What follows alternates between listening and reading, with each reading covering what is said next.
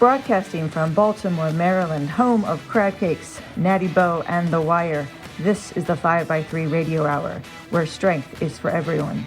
I'm your host, Emily Sokolinski, owner of 5x3 Training, along with one of my brilliant coaches, Rebecca Fishburne.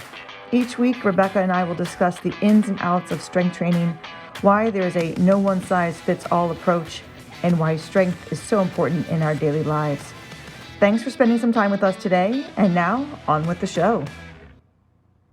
Hi everybody, welcome back. We are here for our second episode of 5x3 Radio, and last week Rebecca and I were talking about the idea behind this podcast, and Rebecca had a great, wasn't an idea per se, was just an observation that the people we are trying to reach, and the people that we are, and that the people that we train are the every person, the every man.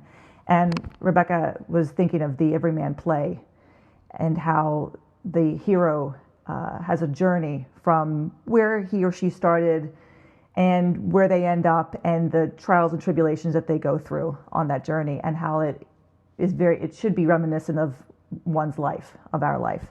And we thought, what a great way to introduce ourselves and the purpose behind this podcast, that we really are trying to reach the every person, the person who wants to be stronger, who wants to be more fit, healthy, more responsible, for their own well-being, and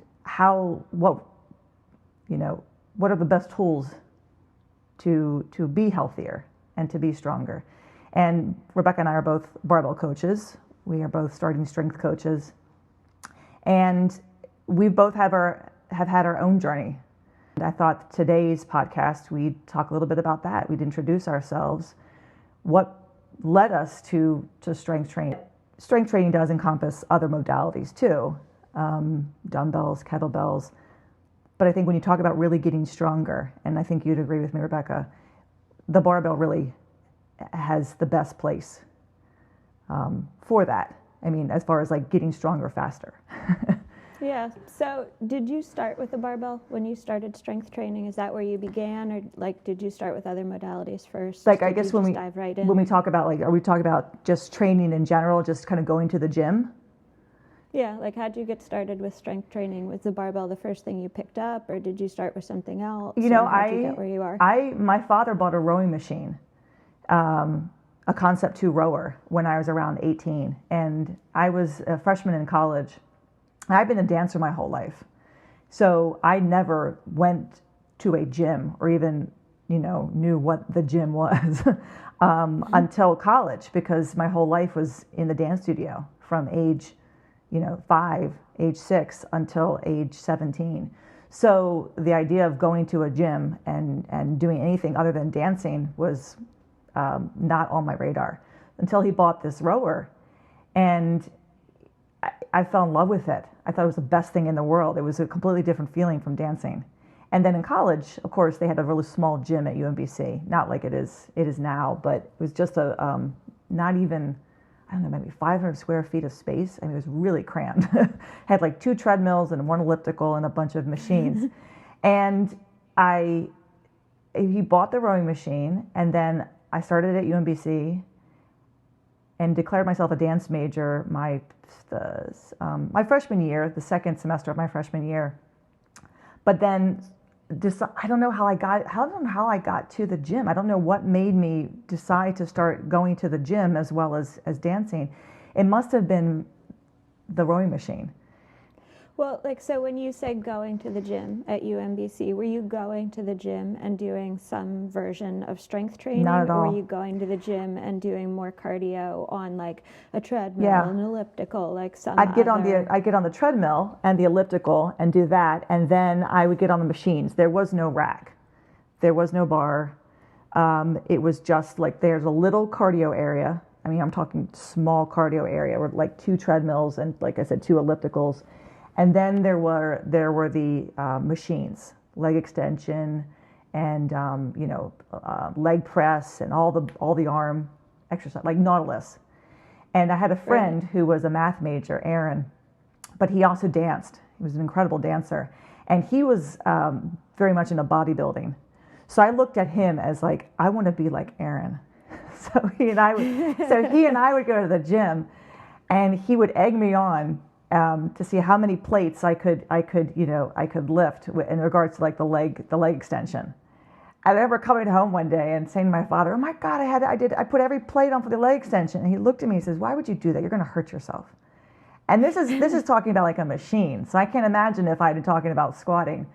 But it was bodybuilding. I mean, that was really kind of what started this. There were two people, Erin and then another woman I knew who also took dance. She and her husband were bodybuilders. And at the time, I never saw her body because she was always covered in like sweatpants, but she was always walking around with a jug of water. And I thought, why is she always walking around with a jug of water? It seems so weird. So like your first experience with any sort of weight training, the goal or the driving force was aesthetics. It was appearance related. Definitely. And then like what was it about the dance and the rowing that you loved? So the dancing was just because that was a part of me from such an early age. That's like your creative expression. That was what I was going to be. I was going to major in that. That was who I was. I was a dancer. And I'd been a small fish in a big pond, in high school, even though we were a small performing arts high school. And now at UMBC, I was big fish in a little pond. There were very few dance majors. There wasn't even a dance major. It was a visual and performing arts major with an emphasis in dance. That's actually what my degree was, a Bachelor of Arts in VPA with an emphasis in dance. Even though I danced the entire 4 years, it was not recognized as a degree because, and I don't know why, maybe because it was such a small department still. I had to take phys ed. I had to have 2 credits of actual like phys ed credits. So I took water aerobics my freshman year, and I did weight training. And that's really, I think, where things started. Was I had to go to the gym as a class. As a class, I had to go like once a week or whatever to the gym, and I think now I'm thinking about it because we're talking 20 plus years ago. Yeah. I think that's what started was the weight training. I had to do that as an elective in order to have credit. So you did that prior to your lifting with your friend Erin? It must have been around the same time. That must have been what I'm kind of trying to. I think I'm getting the two kind of conflated, but I think it had to have been the weight training elective because I had to take that class. That got me into there. It might have been with Erin. It might have been after, but I remember going to the gym with him. I got into it. I liked it. I liked the way it made me feel. And when my junior year of college, I decided I was going to join the Marine Corps. That dance. This is really. My father was a Marine, and I'd always admired him for that. And the end of my sophomore year, I'd gone to a dance program out of state, and I just had a bad experience there. I was little tiny fish now in this huge pond, and I felt so out of place. And where am I going with my dancing? I'm not going to make it as a professional dancer. I might as well join the Marine Corps. And there was a recruiter on campus, and that's what did it. There was a recruiter on campus. So when I came back that fall, I saw the recruiter, and I thought, that's it. I'm going to join the Marine Corps. I'm going to make my father happy, proud of me. I'm going to join officer candidate school. And I went down to Quantico, and I went down to, first I went down to Montgomery County and met with like the captain. He's looking at me like, who are you? You're a dance major at UMBC and you want to join the Marine Corps. He was all gung-ho for it. And I remember going down there for my physical fitness test, right? Which at the time was a 90-second hang for women. There weren't pull-ups. It was a hang where you had to hold yourself over the bar. And it was a 1.5 mile run, and then there were a series of sit-ups you had to do, like a certain number of sit-ups. And I think the first thing we did was the hang. And I remember getting up on the bar, and I bring my chin up over the bar, and in literally 2 seconds, I'm down. Like I barely held myself over that bar for about 2 seconds.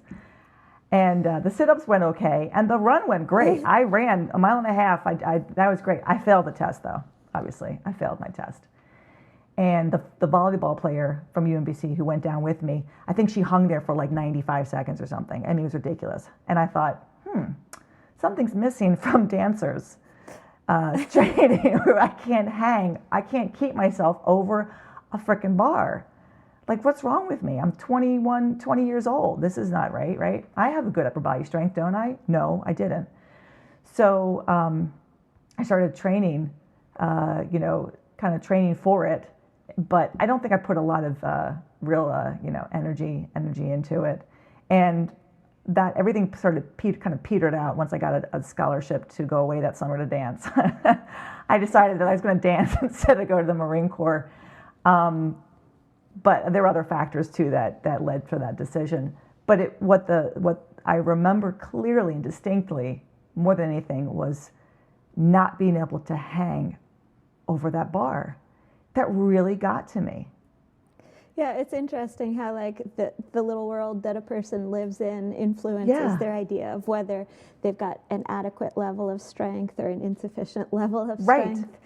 Like what your activities are that you're doing. I mean, there's, I guess, not a lot of hanging from bars in modern dance. There isn't. I mean, but there's a lot of floor work. Like I thought that all the floor work I do, like I screwed my shoulder up, doing a number of things on the floor as a modern dancer. But I wasn't picking anybody up. I was being maybe picked up, but not even that. I mean, I think later on, as modern dance grew and developed, definitely there were more women picking up men and women picking up women, but I didn't do a lot of that when I was training. There wasn't any of that. So as far as upper body strength, there wasn't any. And I felt so embarrassed that I couldn't hang over that bar. But I never did anything about it. No one said to me, well, let me show you how you can train for that. There wasn't that. No one encouraged us to do anything outside of dance. I did that on my own. And a couple of my other girlfriends did too. They were gym kind of, fanatics as well. But again, we'll go back to what did that mean? It was more aesthetic. Definitely always aesthetic. I mean, I know we'll talk about this down the road as far as body image, but I had a terrible body image. I thought very poorly of myself all through college. And no one really helped me get through that. I couldn't do that myself, but nobody else. And in regards to just any kind of training, strength training, it wasn't encouraged. It wasn't even thought about. It was like, well, you're dancing so much, why do you need to do anything else? Once I graduated from college, I got an internship at Juilliard in New York doing production administration. And the first thing I did when I arrived in New York was I opened up the Yellow Pages to look for a gym. I mean, that was like definitely the first thing, because the gym was very important to me. I mean, I was leaving UMBC, but I was still, I went to the gym a lot. There's something about, I think it must have been that hang that really did it for me. Like, there's got to be something more that I can do for myself. I also had in my mind that going to the gym meant losing weight and meant I was going to get that ideal body one day if I kept at it. So the gym was kind of like important to me. So I opened up the Yellow Pages, found a gym, joined. Like literally the first day I was there. I didn't unpack my bags at all. And I was still on the machines a lot and on the cardio equipment, but I was going to the gym like regularly, like every single day, and I'd be there for like 3 hours. And I half remember actually squatting under a bar once. That wasn't the ultimate thing that I did. I really stayed more on the machines and definitely on the cardio equipment. But I have this image of myself under a bar at least once. But it didn't stick. I didn't stick with it. It wasn't something that wasn't going to give me the body that I wanted. That wasn't going to help me. But going to the gym became a very consistent thing for me. And I think that definitely, even though I wasn't doing, I would say, quote unquote, the right training for what I was looking for, just the consistency of going really stayed with me for years and years and years later. So all through my time in New York, the gym was very important to me as just a stress relief too. Yeah. Right. I mean, that's sort of how like running was for me. And it was like, it went from running to various other forms of cardio depending on what phase I was in. But it was always a cardio thing. Right. And it was a stress release. And it was also like an anxiety reducer because the body image insecurities, I could shut all that up if I just did the thing at the gym, whatever the thing was. Check that box off. Now I don't need to worry about that the rest of the day. I don't have to listen to that voice. Exactly. And that was, I mean, we're talking 3 hours out of my day spent at the gym. 3 hours of my day. I found an incredible, awesome aerobics class, funk aerobics, that I loved. And that, because I wasn't dancing, I decided to take some time off from dancing after college. I wasn't dancing. That gave me my dance. That was my time to not just sweat and exercise, but also dance. And does funk aerobics, is that like the leg warmers and the... No, it wasn't on that. It was just like the instructor was she did dance routines, like it was aerobics, but she had a combination. And in dance class, that's what it is. You kind of warm up, you do your warm up, and then you have a dance combination. The teacher gives you step by step, and you start to put it together, and then boom, there's the combination. That's why I like the power clean so much, because the power clean breaks down how to teach the power clean the way we teach it. It's first you do this, now you do this, now you do this, now put it all together, right? And that's what a dance combination is. You start with step 1, step 2, step 3, and then by step 10, you've got a whole routine. So I like that because it gave me my dance again, but it was also very, very physical. You walked out there, really sweaty. Again, it was about burning calories back then. That was what the gym was about. It wasn't about strength training. It wasn't about getting stronger. Yes, I knew I needed muscle. Right? I think that's why I did the weights. But I spent so much time on the cardio and doing the aerobics class that really was kind of more in the back of my mind. So that was a couple years in New York. And then when I moved back from New York in 97, 98, I joined a gym so I could get free membership. So I actually worked at a gym for free membership while I was working at Center Stage as a wardrobe supervisor. And same thing, I was just always on the machines, always on the cardio equipment. I started taking spin classes. I loved that. I had done a couple spin classes in New York, and every chance I got to the gym. I mean, that was, probably 5-6 days a week. But it wasn't anything that I'm doing now that we are doing or even coaching. I think I was still trying to figure out what was right for my body. And even though I thought I was doing the right thing, it still wasn't giving me that fulfillment. I wasn't fulfilled, right? So, wow, fast forward, I was at that gym where I was working, and then I moved and met Diego, and then joined another gym. I remember walking into Ford Avenue, the Marriott at Ford Avenue, and saying, I need to join. And the woman said, well, let me give you a tour. And I said, no, let me sign up. She's like, well, I can give you a tour of the gym. I said, I just need to sign up for the gym. I know what the gym is. I know what I want. I know you have what I need. How do I sign up? I don't need a freaking tour. I've been going to the gym since I was 18 years old. I don't need a tour.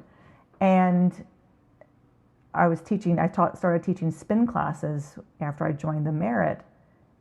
But again, if you saw me, I was always on the cardio machine. I was on the elliptical. I was on the treadmill. I was on the bike. I was in the weight room on the machines. I barely touched a barbell. It wasn't until 2010. So you're talking from 97 until 2010. I was going to the gym, but I had never even thought twice about kind of having a consistent program. I was consistently going to the gym, doing the machines, getting on the cardio equipment, but I didn't have a program until 2010, until Diego said to me after, my whole back blew up on me, once you're out of pain, and we could talk about that another time, the back and pain, because we will, you need to start this program that I've been doing. And what was the program? it was starting strength. It was the basic barbell program. So all these years I spent going to the gym and feeling really good about going to the gym. And now I'm actually doing something, and within 2 months, I'm seeing and feeling the results of what I spent 20 plus years trying to get out of my training. But I wasn't really training. I was just going to the gym. And I think a lot of people just go to the gym because they know it's good for me. I like the way it feels. Eventually one day I'm going to look or feel like X, Y, or Z, but that never happened to me until I started actually focusing on what am I really doing when I'm here? What's the best thing I can do for myself to make the most out of my time that I am here? And then my training sessions, my gym sessions went from 3 hours to an hour.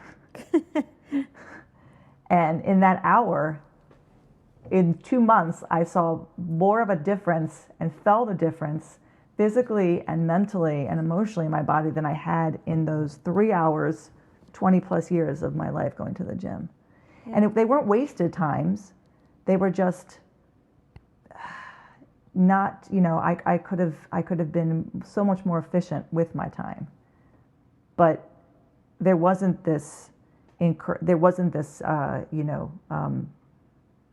strength training like this wasn't really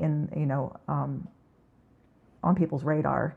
Sure, it's been around forever, but people weren't doing that. Women weren't doing that. Yeah. You didn't see that in magazines. And those magazines were telling me something different than what magazines of today, or I guess the internet's telling you today, which women can be strong. Women should do this. Women can train the way men train. Well, how do men train? Well, how do people strength train? They train this way. So it wasn't until 2010, after I had kind of exhausted all my ways of dealing with fixing my back, to be honest, that training this way came into focus. And it was Diego who introduced it to me. And then me kind of going, well, I've got nothing else to lose because nothing else has worked. And then in August, after literally 2 months of training, I thought, this is what I'm going to do for the rest of my life. This is it. That was 10 years ago. So it's crazy how, I think back to when I was 18, my dad first bought that rowing machine, and then everything I did up until now. And it boils down to just having this, one piece of equipment, a program where you actually can see results, where they're tangible. And I'm as consistent as I ever have been going to the gym. I'm just so much more efficient with my time and energy. Yeah. And seeing the end product, and can really see it.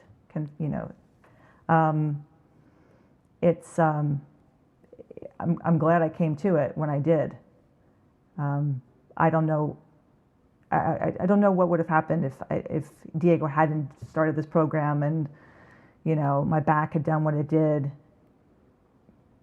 Yeah, I mean, that's interesting because one of your motivations in getting started with strength training was you had an issue, like you had a physical pain that you were trying to address and resolve and find, an appropriate means to, overcome a discomfort that was affecting your regular life. Right. In addition to all of the other stuff. Right. It came down to, I had been dancing. I started dancing again when I moved back to Baltimore. So in 98, after my year at Center Stage, I started dancing with a company. Well, actually started dancing with one of my professors from UMBC first, then joined a dance company with a professor out of Towson, and then also a company within the dance studio where I was teaching dance. So 2 companies. Then I ended my stint with those 2 companies and joined another company and danced with them for 7 years. And that's when my back started to bother me around 2005. And then it got a little bit better. And then by 2009, it got worse again. So 4 years later, after still dancing and still pushing myself, it hadn't gotten any better, it had gotten worse. So you think like, okay, I'm dancing and I'm going to the gym and my back isn't getting better. My back actually got worse. I had 2 MRIs, one in 2005, one in 2009. And by 2009, the back was a mess, much more of a mess than it had been in 2005. And I mean, we'll save all this for another episode. But because there's a lot to it, but that really was the catalyst for beginning this program. Was I had tried physical therapy, I had tried not dancing, I was going to the gym, nothing was helping me, and it wasn't until Diego said, "Look, I started this program. I really like it. My back feels a lot better," because he was having back problems too. He was a runner.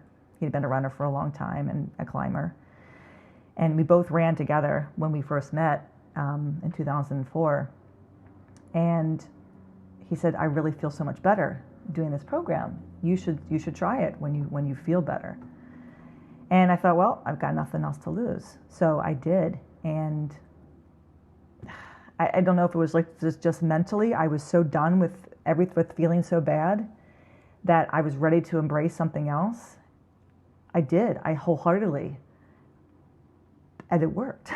I mean, it's just bizarre how it worked. And that was 10 years ago. And I have, in the 10 years, I'm not going to say that at my back, I've had, it's been perfect since. It hasn't been, but not like it was that year before I started the program in 2010 and all those 4 years in between 5 years between 2005 and 2010, where my back was just constantly just a roller coaster ride. It was a wreck. It just needed to. I needed to get stronger. Something needed to change. Yes, I was strong as a dancer, but could I be stronger? Well, absolutely, because a year later I joined a dance company again, and I was 36 now, and I thought I was done at 35, and I danced with them for 3 years. I joined in 2011 and in 2013. Yeah, so about maybe like 2.5 years. That was long enough. I mean, that was fine. I didn't need to dance anymore after that. The gym was getting busier, so I needed to give time to the gym. But the fact that I was able to join a company again and dance with younger dancers, and I felt so much better about my dancing. And it was simply because I was stronger. Hands down. And my dance director kept checking on me, "How's your back? How's your back? How's your back?" And I kept saying to her, I'm fine. And I really wasn't making it up. Whereas a year before, I was in tears in class one day trying to take a master class with a teacher. I was in tears because it hurt so much. And then 2 years later, nothing. I'm not going to say it's a miracle drug, but maybe it's close to. That's really what did it. Was I kind of had thrown my hands up like, well, let me try this, and it turned my life around. I mean, it sounds so cliche, and I hate saying that, but it really turned my whole life around, and it turned everything upside down, as far as what it means to train, what it means to go to the gym, what it means to be a woman, what it means to look a certain way. My body image got better. I started eating better. My relationship with food got better. I mean, it was like a domino effect, all positive from picking up a barbell and starting this program, and feeling like, wow, I'm really doing something now at the gym. I'm coming and I have a program. I have an idea of what I'm supposed to do. I'm writing my numbers down. I see my weights going up. There's a focus on technique. I mean, it was dancing. It was kind of like, it was learning ballet all over again, learning modern dance. First you learn this, now you learn this, and then you progress. So there was something very comforting about that it was similar to kind of what I've always experienced, which was repetitiveness. Doing the same thing over and over again, but you're building on it every time. But that was that's really I guess the nutshell of what brought me to this type of training, what brought me to training with the barbell, and then ultimately becoming a coach. I mean, that was just a fluke. We had no idea what we were getting ourselves into. Diego just signed us up for a seminar and said, let's go become coaches. And we were like, yeah, sure, let's do it. And we did. I learned a lot after getting certified. The first time I learned a lot about what it meant to be a coach. But it wasn't different than being a dance teacher in a sense. It wasn't different than being an instructor. And I'd been an instructor for how many years, as well as a dancer. So now we're talking about teaching somebody movement, but they've got this piece of equipment in their hands as opposed to, just their body. Yeah, there's a lot more to talk about, but I want to talk about you. Yeah, so like two things I'm thinking about that you just mentioned. One is, I can talk about this when I talk about my stuff, but like my background in terms of training versus just exercise, because that's it. There's a difference there too in my background. But the other thing is, like, you signing up to be a coach at Diego's urging, and then Diego in the background, a voice in your head always saying, yeah, you can do this, you can coach. Like, same thing for me with Todd. And I just wonder how many female starting strength coaches have some male in their background, like providing that voice, that reassurance, like, yeah, go ahead, venture out into this typically male domain, you belong there. Like, how many women don't get started with barbell training because they don't have a male voice saying you belong here? And like, what's the difference in terms of whether that voice is coming from another female or versus coming from a male? And like, we've talked about this before too, how we've each had clients or worked with females who are real interested in barbell training, have lots of female voices telling them you belong, this training is for you, but one male voice, right? One boyfriend, one fiance, one husband can like cancel all that out for them. When you mentioned that to me, when you talked about Todd encouraging you to become a instructor, mm-hmm. And then encouraging you to become a personal trainer, that was so reminiscent of Diego. I mean, it's good. We're lucky, to have two men like that who want to build us up, Absolutely, keep you in your place. Exactly. And it started with the spinning class for me. I mean, I was taking spinning. We both were, and I really loved my instructor, and I really loved the class. And I thought, man, I would love to teach this. And Diego said, well, why don't you? I said, there's no way I can teach this. I can't. He goes, why don't you? Why don't you talk to Teresa? Talk to the instructor. Ask her if she can help you. Ask her he was like, he pushed me. And I was like, no. And then I did it. And 6 years I was an instructor. And same thing with this. It was, let's go get certified. And then it was, you need to open a gym. I'm like, I'm not opening a gym. He goes, of course you are. Let's open a gym. I can hear Diego telling you that. Right? You need to open a gym. I'm like, I need a what? But it was like, I've had a couple men's voices, not just Diego. I'm lucky. You've been lucky. We've been lucky to have, men, good men in our life who are encouraging us to like do things that are really out of our comfort zone. And I'm not sure about this. And they're like, yeah, well, I'm sure about this. How many women, you're right, don't have that, or who are about to walk into your gym or about to step into a session with you or contact you for a session. And then their husband or brother or whatever says, really? But you don't want to be bulky. Really? But women don't do that. Really? That's not for you. And they hear that. And then next thing you know, they're canceling their session with you. They're deciding they don't want to join the gym. Or maybe I need to lose weight. How did we get so lucky?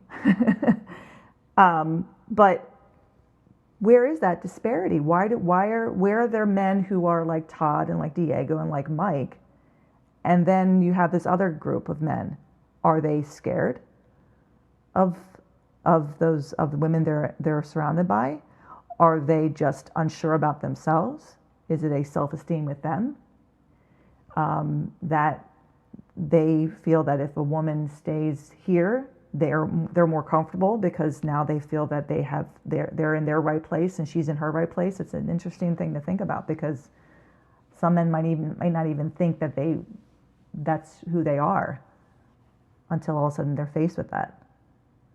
I mean, we know somebody like that.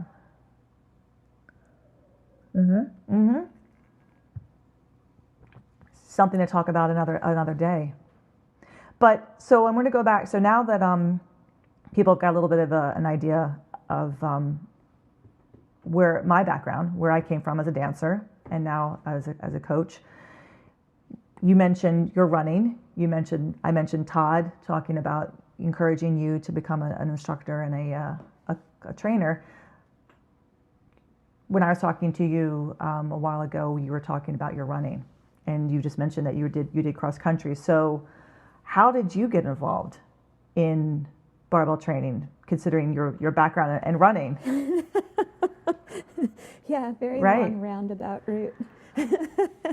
But I mean, yeah, so I started out as a runner, an endorphin junkie, a cardio queen, whatever you want to. A lot of that was motivated on some level, like you were talking about, by aesthetics, or I thought based on, publications or information at the time that was how you got a certain appearance or a certain look or a certain body. I also ran cross country and track in high school and college and trained for marathons, so there was also like an athletic component to it. But even when I wasn't training for something, I always had to be running. I always had to be doing something. And, kind of, we talked about that a little bit. It was, it's a way of reducing stress or relieving anxiety, body anxiety, life anxiety, whatever it was, kind of check off a box and then not have to worry about things. And then as I got older and my knees started bothering me more, I realized I couldn't run as much as I had been. I mean, like, I was at a point when I was in my 20s where if I didn't run 10 miles in one go, it wasn't like worth my time. Like that didn't count as a run. Was it? If it was less than 10 miles. Was it? Not, it didn't count because it wasn't enough. It wasn't enough. Just that. Exactly. Just that. It wasn't enough. Like, whatever my standard for judging at a particular point in my 20s, that's where I was. I mean, and that was similar to the time frame when I was doing some marathons. So that also, I think, changed my perspective on what a normal length run was. But then once my knees started bothering me more, I did some other, like, I'd have one day a week or so where I'd do an elliptical or something like that. I remember at one point, like, kind of thinking back over a several week period and realizing I hadn't had a day off from running for like over 3 weeks. So it was definitely like in the obsessive range for a while. But I enjoyed it. And I had a couple brushes with strength training during my running career, but it was not regular or anything necessarily encouraged. Like in high school, sometimes coach would take us to the weight room, but it was machines. It wasn't barbells or anything like that. And it was basically like, today the weather's too crappy outside to go for the long run that we had planned. So rather than waste the day entirely, we're going to come in here and do some strength training. And it would be like a one-off kind of a thing. And then I also, one time when I was in college, my college boyfriend was a football player. And he was like, come on, why don't you come to the gym with me? And it turned out to be a gym that was like more similar to 5x3. there was no cardio. And you're like, what do I do? There's a lot of weightlifting stuff. And like in my head, I was thinking like, oh, this is great. I'm going to get like a double training session today. I already ran today, but I'm going to come in. This is going to be even better. And I walked in. I was like, what the hell is this? It's like, there's nothing here for me to do. I was like, I'm ready to go home already. What is this bar? Where's the machines? Where's the treadmill? What are you doing? I at least made like an elliptical. So I just couldn't even wrap my head around that, like in my 20s. And so then, you know, once I had a lot of kids, I couldn't run anymore. Like I got to the point where when I had 2, I could still stick them both in the jog stroller and go out for a run. And I liked that because I could do it on my time schedule. I could do it when I needed the kids to be quiet in the stroller and I needed some quiet and some fresh air. But once I had 4, all of a sudden, I was like, there's no way I can get 4 of them in a jog stroller. So I had to, you know, make my workouts dependent on a gym schedule. And initially it was just sort of like, okay, I'm going to go to the gym at this point when childcare isn't crowded, and I'm going to do my running on the treadmill.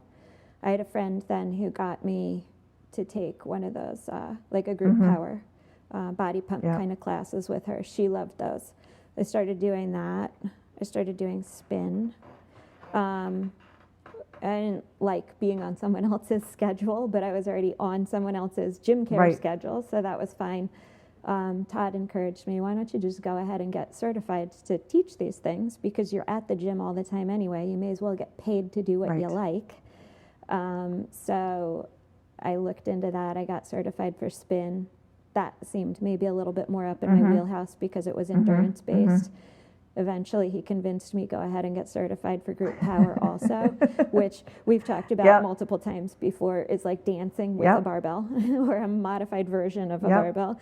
So that's sort of like in a weird way that I know a lot of people who are, you know, strictly barbell people would scoff at. That sort of bridged the gap for me.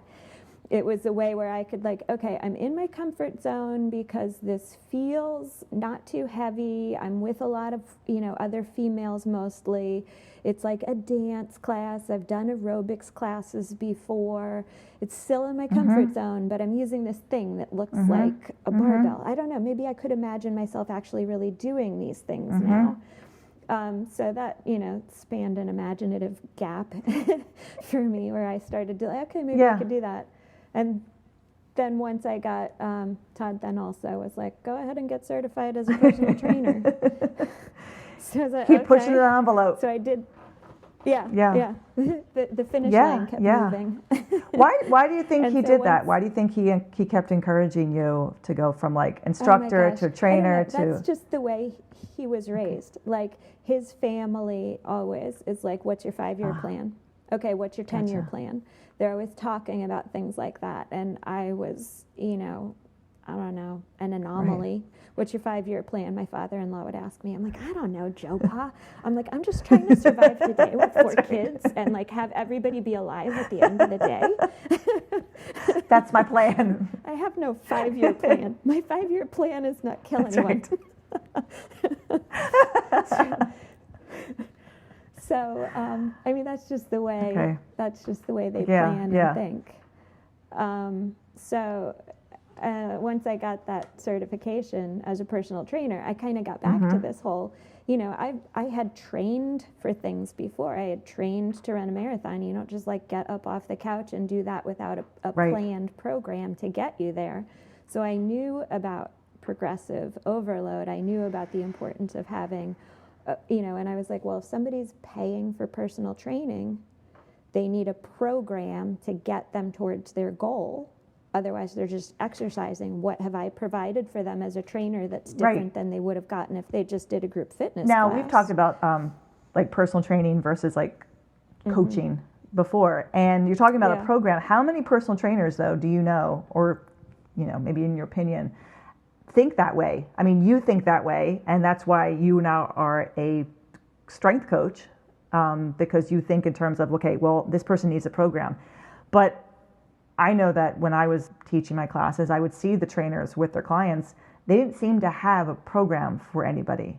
It didn't seem like the person was doing anything remotely training like. It was a lot of talking or milling around, or the trainer looked bored and the client didn't look that enthusiastic either. So you had the idea, the thinking of, well, this person needs a program.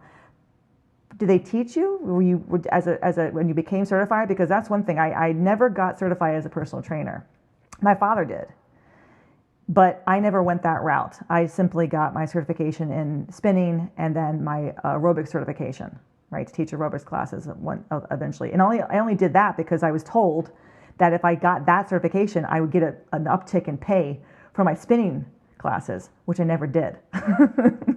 They lied to me.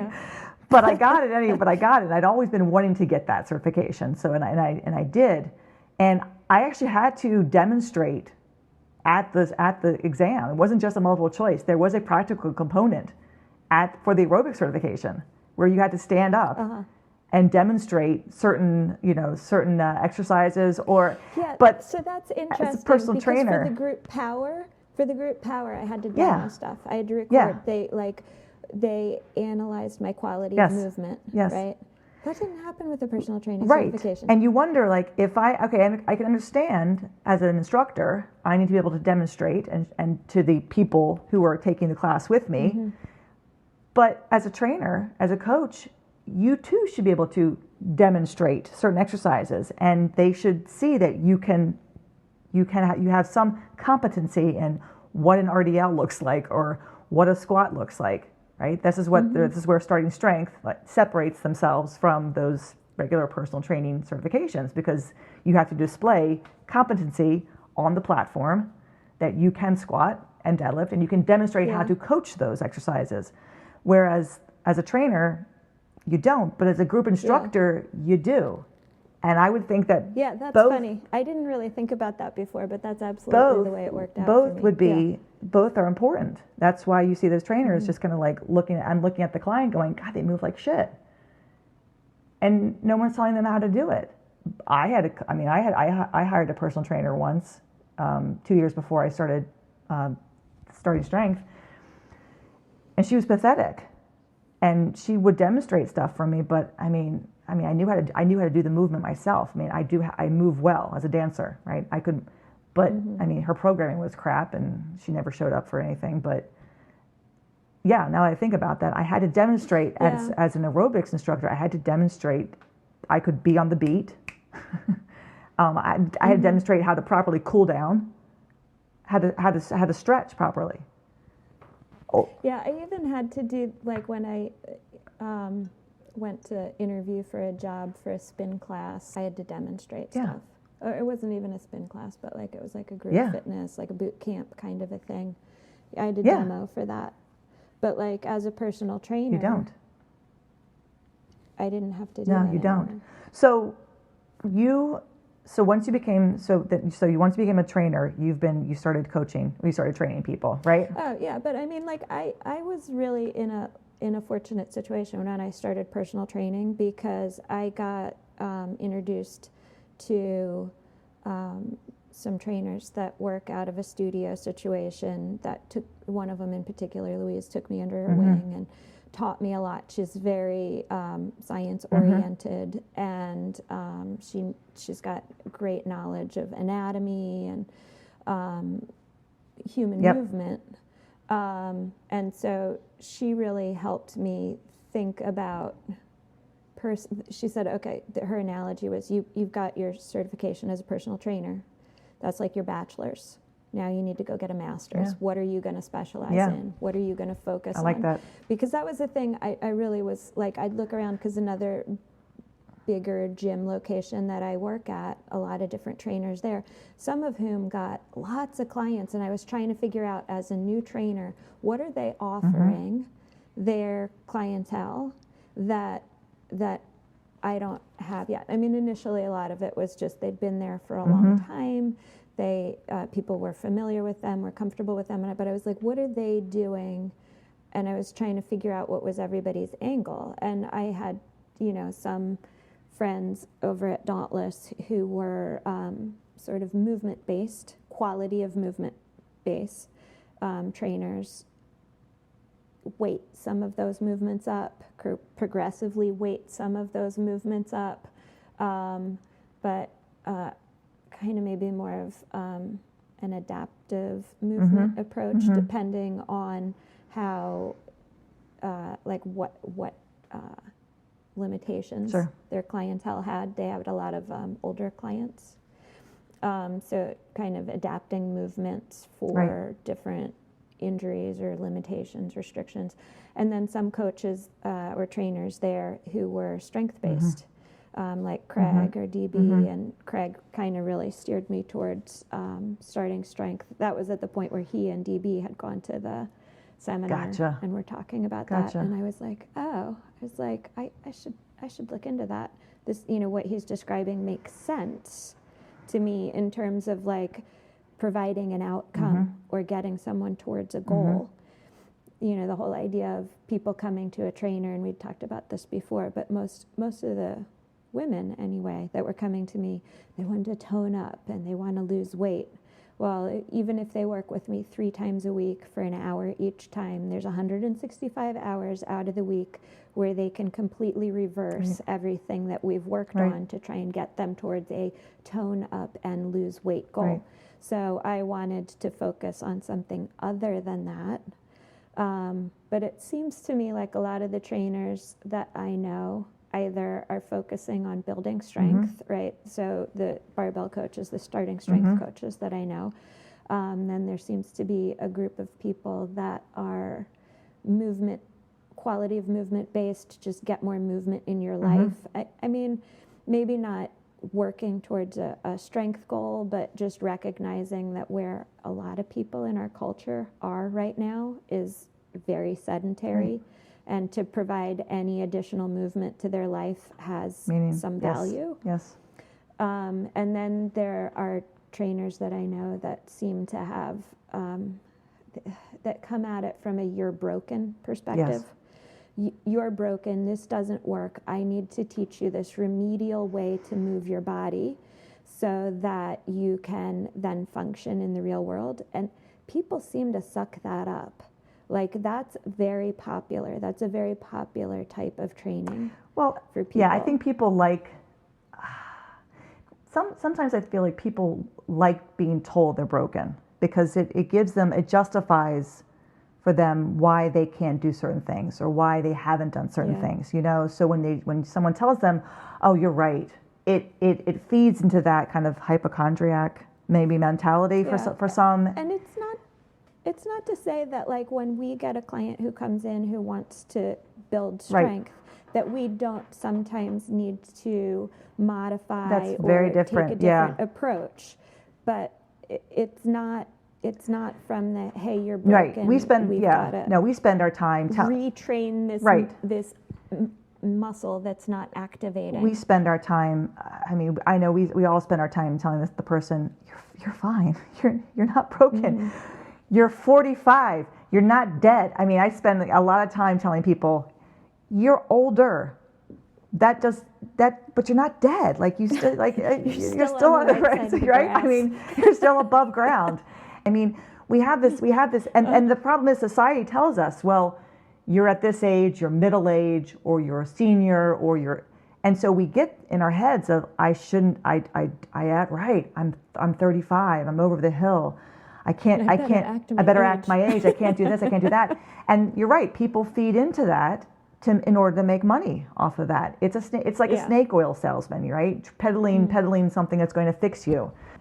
If you haven't done a lot in your life, it's going to be harder for you to get started. But once you get started, it's gonna the more you show up, the easier it gets. And you're not.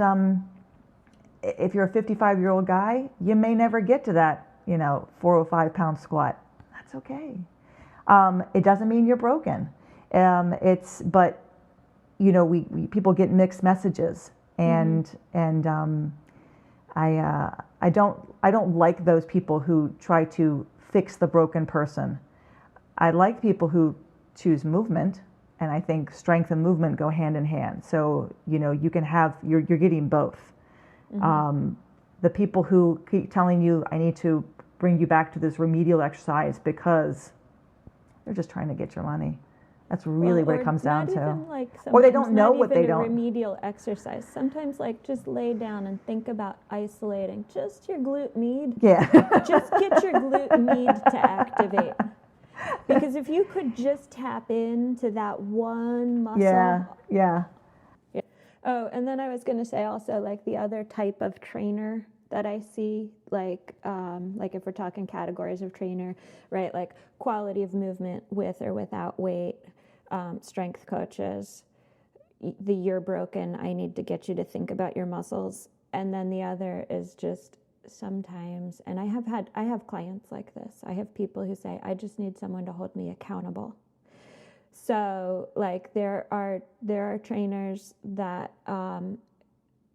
may or may not know very much about quality of movement or how to perform an exercise properly, but they're really good cheerleaders, and people just want to pay to hang out with them because they're fun and they're, upbeat, and the trainer's attitude and personality makes the person feel good about themselves. And I mean, I guess at the end of the day, if that gets a person to move more, if that gets a person up off the sofa, that's not so bad.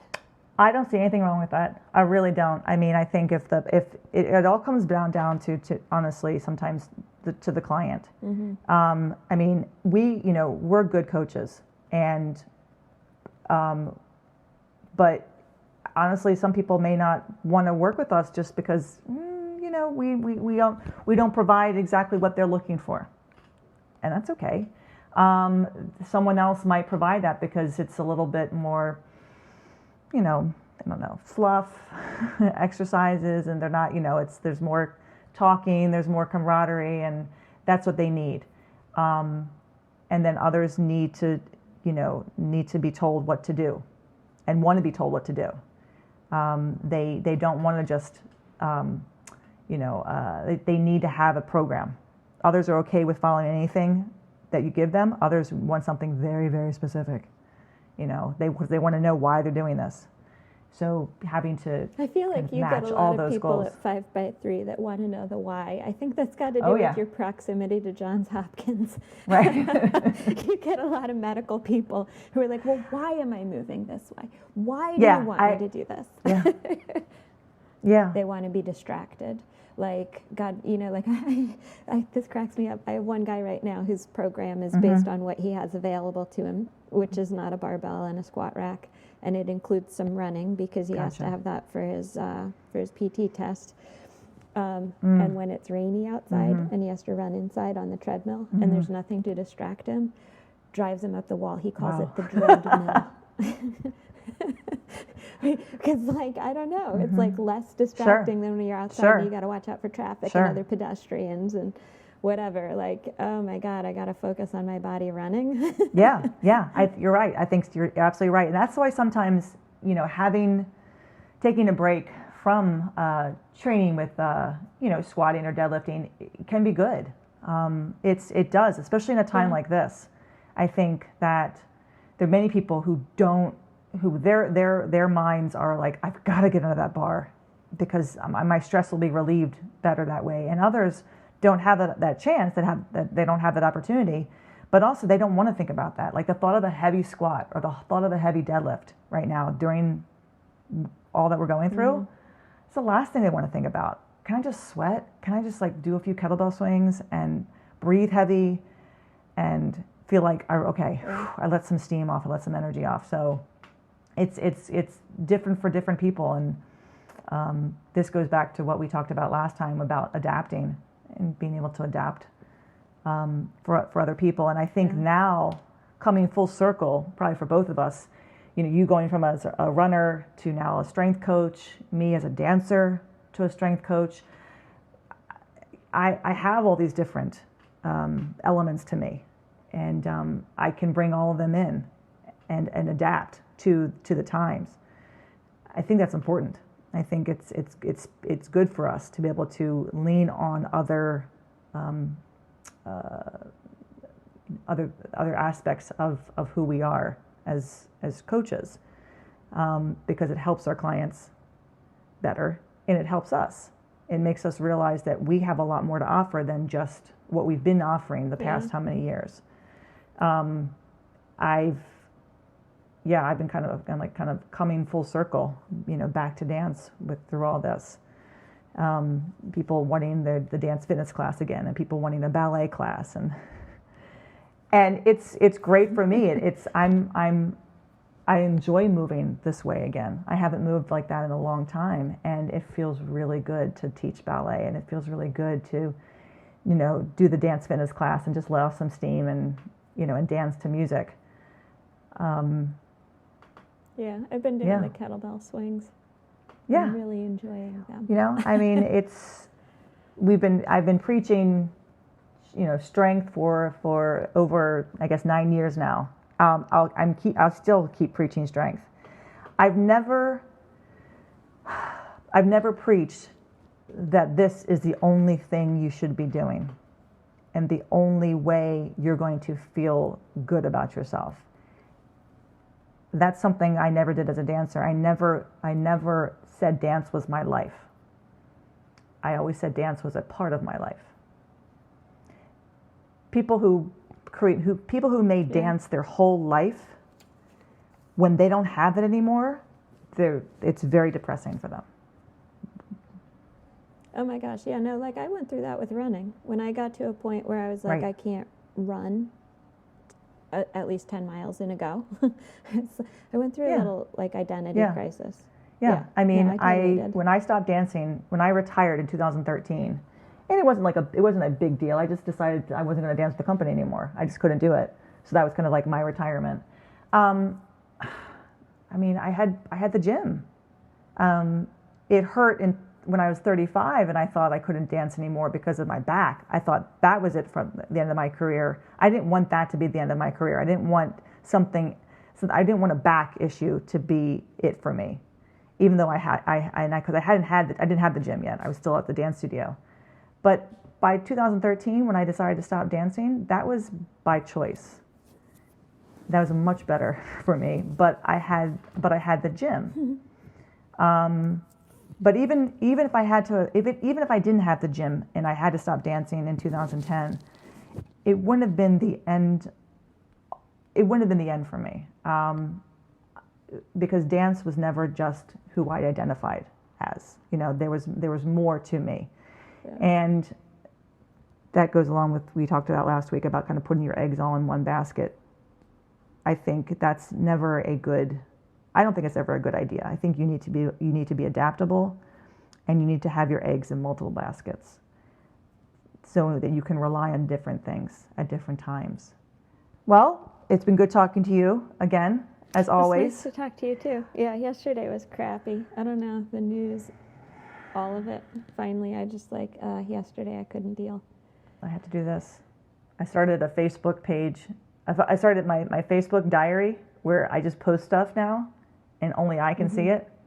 So today I shared something, and I wrote, "Dear Diary." And I shared it, and it's just me. And that makes me feel a lot better, just because I put something up, and I'm going to have a little running diary of this is how Emily felt during this time during quarantine. Yeah. Okay. Great. Thanks for listening to 5x3 Radio with Emily and Rebecca. If you like our show and want to know more about 5x3 training, please visit us at www.5, that's F-I-V-E, the letter X, the number 3.com. You can also find us on Facebook and Instagram. To learn more about Rebecca, please visit her website, cornerstonestrengthmaryland.com. Thanks for listening, and have a great week.